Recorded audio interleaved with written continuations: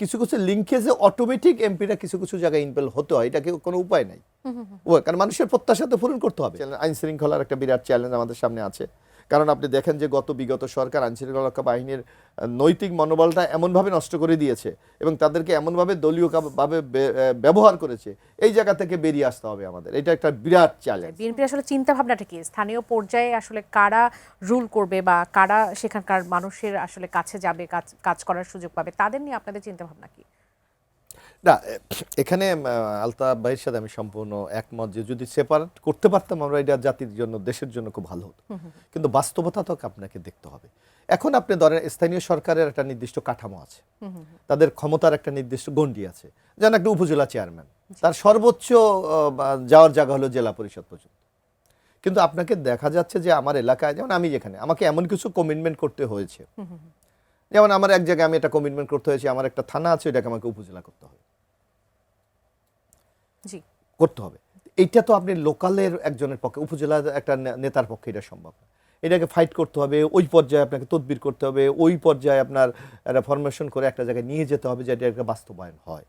এই রিয়েলিটিগুলো আপনি চাই। অথবা আমার এখানে আরেকটা আমি কমিটমেন্ট করেছি, এক জায়গায় আমাকে একটা ব্রিজ করে দিতে হবে, এন্ড ব্রিজ করতে দেখলে ওখানে মোর দ্যান 150 থেকে 200 কোটি টাকা লাগবে। এটা তো আমি সেন্ট্রালি যদি আমি পদক্ষেপ গ্রহণ না করতে পারি, তাহলে কিন্তু লোকাল উপজেলা চেয়ারম্যানের পক্ষে বা ইউনিয়ন পরিষদের চেয়ারম্যানের পক্ষে কোনোভাবে এটা সম্ভব না। তা আপনার কিছু কিছু লিঙ্কেজে অটোমেটিক এমপিরা কিছু কিছু জায়গায় ইনভলভ হতে হয়, এটা কোনো উপায় নাই। কারণ মানুষের প্রত্যাশা তো পূরণ করতে হবে। এবং আজকালকার যুগে যেটা আপনাকে হচ্ছে, আমি জানি না এটা আলতাফ পারভেজ ভাই নিশ্চয়ই এই সমাজেরই তো লোক এটা বোঝে। যেন আমরা যখন আপনার ধরেন ভোরবেলা ঘুম থেকে আমরা উঠি, দেখি ড্রয়িং রুমে বেশ কিছু লোক বসে আছে।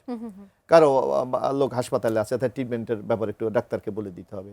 কারো বাচ্চার এই প্রবলেম, তার স্কুলের বা কলেজের ব্যাপারে বলে দিতে হবে। এগুলো কিন্তু এমপির ফাংশন না, কিন্তু দিস দ্য রিয়ালিটি। আপনাকে যদি এটা অ্যাড্রেস না করেন, আপনি কিন্তু ওই লোক আপনার কাছ থেকে দূরে সরে গেল, অর্থাৎ আপনি জনগণ থেকে সম্পূর্ণ ডিটাচড হয়ে গেলেন। তো দিস ইজ দ্য রিয়ালিটি, এটাকে তো আপনি অস্বীকার করতে পারবেন না। এটা কি করবেন আপনি প্রতিনিয়ত? এখন ধরেন এমনও আছে, আমি দেখলাম এবার নির্বাচনের সময় আসছে যে তার জমি আছে, জমি তার কাগজ আছে, পত্র আছে, সে হয়তো 5 বছর সে দখলেই যেতে পারছে না, এখন এটা আমাকে দখলে নিয়ে দিতে হবে। কিন্তু দিস নট এমপি ফাংশন, এটা কিন্তু লোকাল ফাংশন। কিন্তু লোকালে কেউ এটা মানে অ্যাড্রেস করার মতো, এটার ব্যাপারে কোনো পদক্ষেপ নেওয়ার মতো সে অবস্থায় তার নাই, তখন কি করবে মানুষ? অর্থাৎ আমাদের সমাজ ব্যবস্থায় এমন একটা মনস্তাত্ত্বিক পরিস্থিতি তৈরি হয়েছে যে এই কাজটা করতে হলে অমুককে লাগবে, এই জায়গা থেকে আপনি বেরিয়ে যাবেন। কিন্তু যখন আপনার কাছে আসবে, তখন সেই এলাকার লোকজন কেন চেয়ারম্যান কে আসলে মানে ওনার কাছে কেন যাবে বা ওনার কাছে প্রত্যাশা কেন করবে যে না, এখন ওনাদের ওখানে তো ফেল, ওই লোকাল গভর্নমেন্টে যে ফাংশনটা করার কথা, সে যে কোনো কারণে সে হচ্ছে না। সেটা আপনার পলিটিক্যাল ইনফ্লুয়েন্সের ব্যাপারে হোক, প্রশাসনে, একটা ধরেন একটা ইউনিয়ন পরিষদ চেয়ারম্যান, আমাদের আমলাতান্ত্রিক যে ব্যবস্থা, আমলাতান্ত্রিক ব্যবস্থা, একটা চেয়ারম্যান যে মর্যাদা, যে গুরুত্ব, যে ক্ষমতা প্রয়োগ করার কথা, সেটা সে পারে না, দেয় না সেখানে। ওকে তাদের এই ইউনের কাছে বলেন অথবা অন্যদের কাছে সে জিম্মি হয়ে যায়। কি করবে সে? ওই হয়তো সেই এডুকেশনাল কোয়ালিটিও নাই, লিডারশিপের ওই কোয়ালিটিও তার নাই। সেই জায়গার উত্তরণ এই জায়গাগুলি সংকট আছে। আলতাফ ভাই, আমি নিশ্চয়ই এই দেশের মানুষ, এই সংকটগুলিকে যদি আপনি অ্যাড্রেস না করে এগুতে চান, তাহলে কিন্তু আপনি টোটালি একটা গন্ডগোল বেজে যাবে। আবার আমি একটু মন্ত্রিসভার প্রশ্নে একটু ফিরে আসি।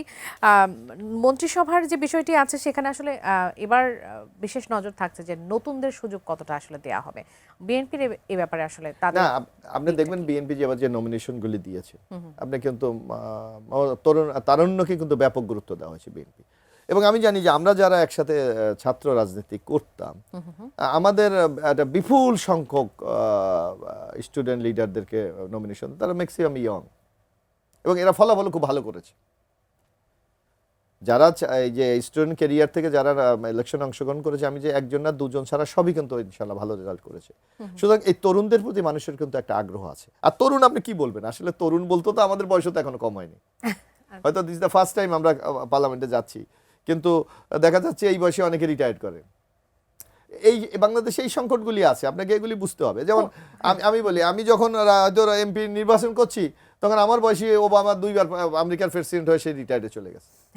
এই রিয়ালিটিগুলি তো আপনাকে বুঝতে হবে। কোন বিশেষ বিষয়গুলোকে মাথায় রেখে এবারে আমাদের তো যেটা আমাদের বিশেষ করে বাংলাদেশের যে চ্যালেঞ্জটা, আপনার আগামী চ্যালেঞ্জ, আইন শৃঙ্খলার একটা বিরাট চ্যালেঞ্জ আমাদের সামনে আছে।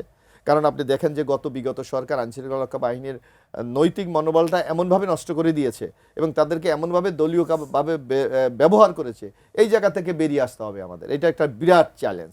আপনি দেখেন কেয়ারটেকারের নিটল গভর্নমেন্ট কিন্তু 1.5 বছরে তারা আইনশৃঙ্খলা রক্ষার সেই মনোবলটাকে ফিরিয়ে আনতে পারেনি।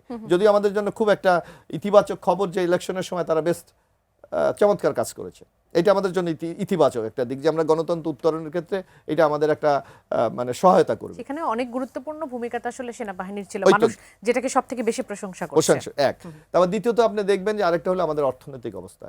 কারণ একটা দেশের টোটাল আপনি যে কোনো পদক্ষেপ নেবেন এর সাথে অর্থের একটা সংযোগ আছে।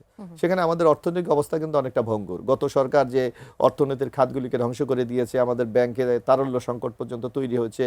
তারপর আমাদের প্রচুর ফরেন লিন আছে আমাদের ওই যে মেগা প্রজেক্টের কারণে, সেগুলি যখন পরিশোধের সময় আমার মনে হয় এই বছরই শুরু হবে।